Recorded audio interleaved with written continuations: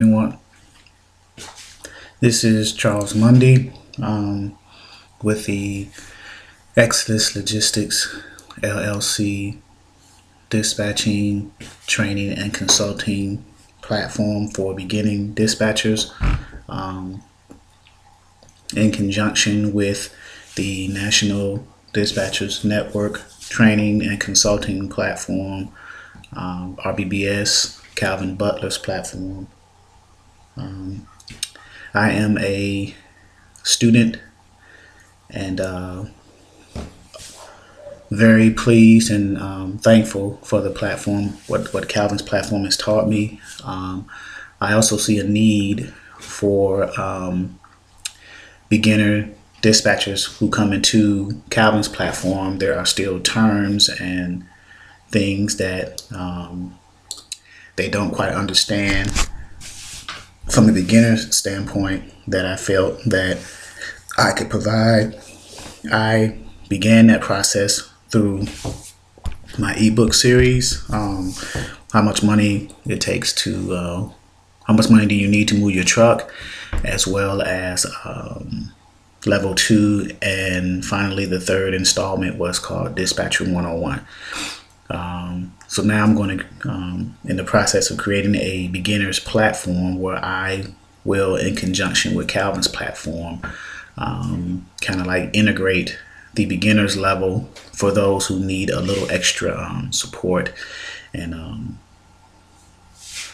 guidance as to the terms and the understandings of what it is to be an independent dispatcher from my perspective, the success level that I've had, as far as getting carriers to sign on to a dispatcher agreement, what all that entails as far as calling the scripts and things like that, the lingo that you may need, because if a carrier hears you trying to pitch to them, because you're pretty much like a salesperson. So if you try to pitch to them and you are giving the impression that you don't understand the lingo of the industry, chances are you may not get that carrier to want to sign on with you as far as a dispatcher agreement and a profile. Also, once you get past that stage successfully, then you will need to be able to communicate with the brokers or shippers to represent your carrier, because now you have become a bona fide agent of the carrier. That's what the whole point of the dispatch agreement is for, so you can legally represent the carrier when you call and speak to the brokers about specific loads that you have found for your carriers based off of your searches on either the load boards or through networking on the dispatcher network, the RBBS chat group with other dispatchers who have access to loads more prevalent than yours or than you. We are a large network that helps one another find loads. We just post the requirements. By the way, that's a little sidebar too. When you're on the Facebook RBBS chat group, I recommend when someone asks for a load, they need a load for their driver, you have to be a little bit more detailed. Let us know that the driver needs to go from here to here. This is what they have. This is the type of equipment that they have, whether it's a dry van, a flatbed, or a reefer. And then from the beginner's dispatching platform, those terms are going to be explained a little bit more detailed for those new dispatchers coming in, independent dispatchers coming in who do not know what those equipment types are. We'll learn eventually. So, but again, I don't want to digress. Once you speak to the broker or shipper about the load, then you set up, they'll ask you for the MC, the motor carrier number of your agreed upon carrier. You'll give that to them. There has been questions and on that level too. When I call a broker, they ask me for an MC number. Do I give it to them or do I not give it to them? Well, if you are calling for a carrier in which you do not have a signed upon dispatcher agreement for, then essentially you're kind of setting yourself up for failure, because there's been cases, even with me, where when I was first learning, I would call brokers in order to entice carriers to be interested in the load that I was trying to present, so they can sign an agreement. But I would call the broker, they would ask me for a an MC number, and I would give it to them, in my inexperience, and then the broker would say, oh, that load is gone. Click, they'll hang the phone up. And as soon as they hang the phone up, they'll, based off of the MC number, they've already got the carrier's information, because the MC number tells you a lot about the carrier, a lot of information, namely the phone number and who they are. So they'll turn around and call that carrier and book that load, and now you're out. You're outside looking in, because you don't have a dispatch agreement. So only give the brokers or shippers the MC numbers of your carriers with whom you have a dispatcher agreement with. I do not recommend giving MC numbers to brokers or shippers of carriers whom you're trying to entice or prior to having an agreement with. So once you get past that stage and that level of learning and knowledge, then the brokers say, okay, either you're already in their system and you're already signed, the carriers in their system and they're already signed up with them, and then they'll send you over a rate confirmation. Because if you're in a broker's system, say for example a broker like Coyote or Total Quality Logistics or whomever the brokerage is, or even a direct shipper, if that carrier has already ran loads for them in the past prior to you signing an agreement with you, they may already be signed on with brokers. So that helps you a little bit, because now you don't have to deal with the added paperwork of filling out a carrier packet to bring them on. If they're already in the system, then all they would have to do is say, okay, we may need some other stuff. Maybe their insurance is outdated. We may need a copy of their current insurance, or everything's already set. We'll go ahead and send you over the rate confirmation. A rate confirmation is the actual final straw in the agreement between the broker and the carrier to book that load. Go over the rate confirmation, make sure the numbers line up with what the load had posted for the carrier,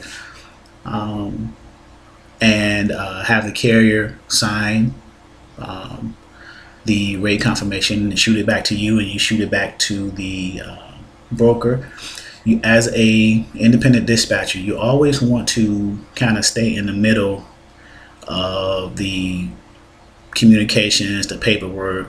That way you have copies of everything. So later on down the line, when you're invoicing and billing the carrier for the service that you provided for them, you'll have copies of everything you needed. So that's number one, as far as already being in the system. The carrier already being in the system of the brokerage. If the carrier is not, based off of you giving the MC number to the broker, if the carrier is not in their system, they'll say, oh, by the way, you're not in our system. Excuse me, you're not in our system, but I can then send you over a carrier packet. They can do that one of two ways, or maybe even more. The main two ways is either through an email with the packet, a PDF attached, and you can send that to the carrier and fill it out, or they'll send you a link to a website to go to fill it out too. The RMIS typically is usually a website that they'll go to fill it out to get in their system. Now, in addition to having the dispatcher agreement and the profile on your side, before you book a load too, there are typically 3 that I know of common forms in addition to having the carrier packet and the rate confirmation. Brokers typically ask for an MC authority letter, a W-9 that shows the federal tax ID number of the carrier, and certificate of insurance. So those are the other 3 common forms that are needed. W-9, MC authority letter, and certificate of insurance. And with the certificate of insurance, typically brokers are going to ask to be listed on the certificate as the insurance holder, or the certificate holder, I should say. And that's an easy process. You pretty much just on the certificate of insurance, it lists the name of the insurance agency, the name of the insurance agent. You either call or email them, say, hey, I got my carrier is about to book this load, or to whom it may concern, I need a certificate of insurance listing the following brokerage as the certificate holder. And then you give the name of the brokerage, the street address, city, state, and zip, and say either fax it or email it back to whatever the fax or email is. And within minutes, you'll receive that. You can forward that to your carrier, also forward it to the broker, or who the carrier can forward to the broker. So when you're booking loads, you're going to hear a common theme with this certificate of insurance. What I do, I also send a generic certificate of insurance while I'm waiting for the certificate, for the insurance agent to send the email or fax the certificate of insurance with listing the brokerage as a certificate holder to the brokerage. The reason I do that is because I send a generic one, because there are some basic information on the generic certificate of insurance that the brokerage can be filling out, putting in their system while they're waiting on the one that they need for their compliance department to bring on the carrier. So once you get past that point and the carrier is now signed on with a particular brokerage, then you can they'll say, okay, well, we're going to send this to the compliance office. Everything checks out. We're going to send over a rate confirmation. That's called. We just call it RATECON for short. RATECON. Rate con, or rate confirmation. It's just confirming the load, the details of the load, where it's picking up, what time it's picking up, the address of the shipper, which is the place that picks it up, and the contact name and number of the person that you are going to speak to, the carrier is going to speak to when they arrive at the pickup location, which is the shipper. It also contains the receiver's information, their name, the name of the receiver facility, the street address, city, state, and zip, a phone number, and a contact person. So when you deliver, the carrier deliver there, and then that is where they check in. And once the carrier is completed and they're completely offloaded, they'll receive what's called a BOL, a bill of lading, LADING. And this is like a receipt or a proof of delivery that that the carrier needs. So when they bill the broker, they can have proof of delivery. Now let me backtrack a little bit too, because I neglected to mention another form. Sometimes carriers use what's called a factoring company. A factoring company is a company that provides financial support to carriers, who, particularly those carriers who are just starting out and don't have enough monies to remain running initially as they build up their revenue.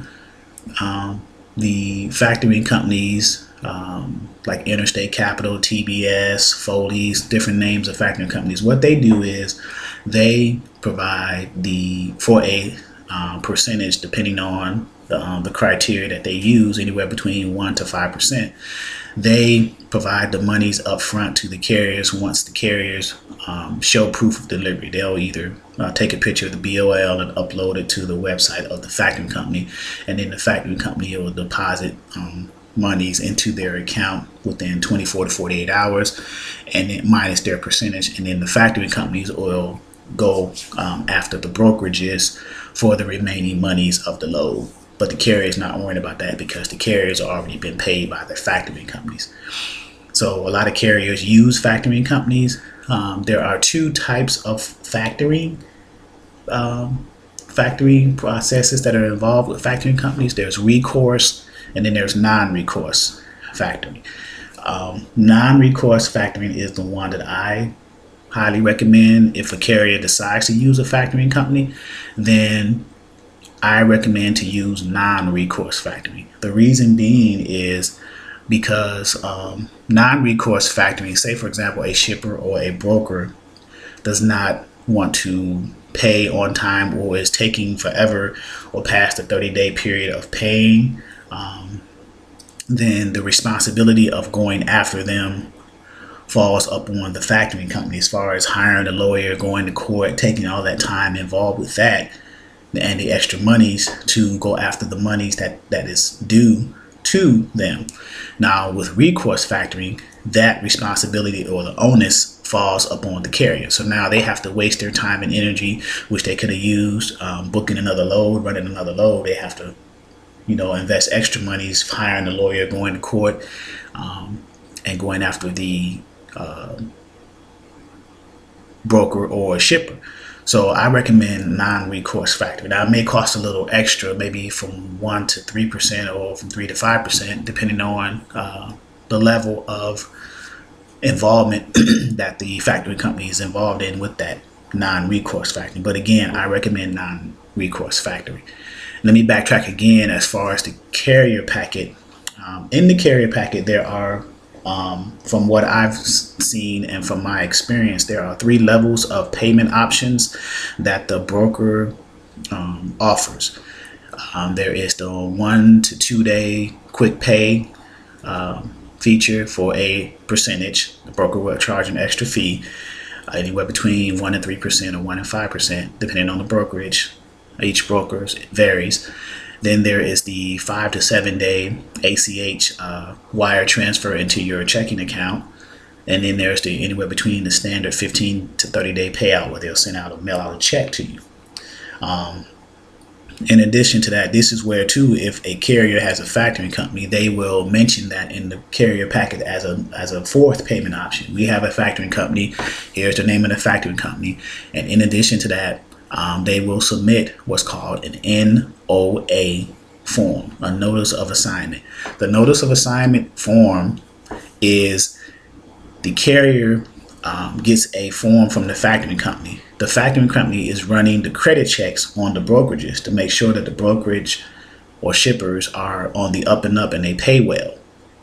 So the NOA form is sent to when you turn in your packet to process to be brought on board to the brokerage to possibly book loads for them or run loads for them. The NOA form is sent to the brokerage as well. The brokers and shippers fill that out and return that back to you, and you send it back to your factoring company, and then they run the credit. So they're doing a credit check on the brokerages, while the brokers are doing a credit check on the status of you as a carrier or your carrier. The factoring company is doing a credit check on the brokerage. So, and that's another thing too. Over time, you'll probably get into a point also too of running a credit check on brokers and shippers, because they have MC numbers too. They have that you can run credit checks on to make sure that they don't have a bad rating, because why waste your time trying to book a load for a brokerage that you have discovered that is a bad brokerage or that is not known to pay well. So now you're just putting yourself in a stressful situation. So the Exodus dispatching and training consulting platform not only goes over that a little bit more thoroughly and in detail and try to answer more questions. I'm pretty much basing what I have experienced as an independent dispatcher thus far, and then as I grow and learn more, I will pour that knowledge into the platform on a beginner's level, so everyone can begin to be on the same page, same level of understanding from a beginner's level, and establish that solid foundation. So when you start to bring on more carriers and grow your independent dispatching firm, you can have a base understanding of the basics of what it is to be an independent dispatcher. So this is the whole point and the purpose of the Exodus Logistics LLC dispatching, training, and consulting platform.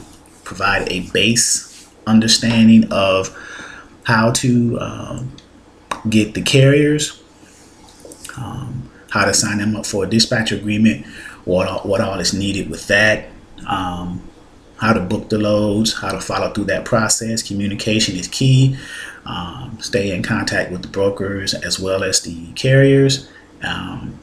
What is all involved in that, what it means to be a dispatcher. I want to get to the point where I want to break down specifically, again, from a beginner's level, what all it means to be a dispatcher, the business side of it, getting your EIN number, getting a business license. I want to try to break that down, establishing that foundation. And then next will be getting the carriers, the process involved with that, where to search for the carriers, how to get carriers, the different options for that, a little bit more detail from the beginner standpoint. Once you do that, then understanding the terminology as far as the ebook Dispatching 101, break that down, the types of equipments that are generally used to search loads or to get carriers under: the dry vans, the 53-foot dry vans, the 53-foot reefers, and the 48 and or 53-foot flatbeds. I do hot shots. I don't recommend it for beginners. Hot shots are a challenge. I do not do straight trucks. I was in the process of being involved in an Amazon fulfillment contract, but that didn't pan out. But that would have been decent. But as in my ebooks, I stress, and it's been true, that the equipment types that move the most freight, and Calvin goes over this as well in his platform, are the 53-foot dry vans, the 53-foot reefers or the refrigerated units, and then the flatbeds, 48 to 53-foot flatbeds. So going over that, and then how to book loads from inception to completion, and then how to invoice and collect monies. And then, as a business owner, there are certain things you're going to learn as you go as far as tax purposes, what you can write off and things like that. But that comes later on down the line. The whole point in the beginning of this platform is to get beginning independent dispatchers started with the basics, from a basic standpoint, and to grow from there as a unit.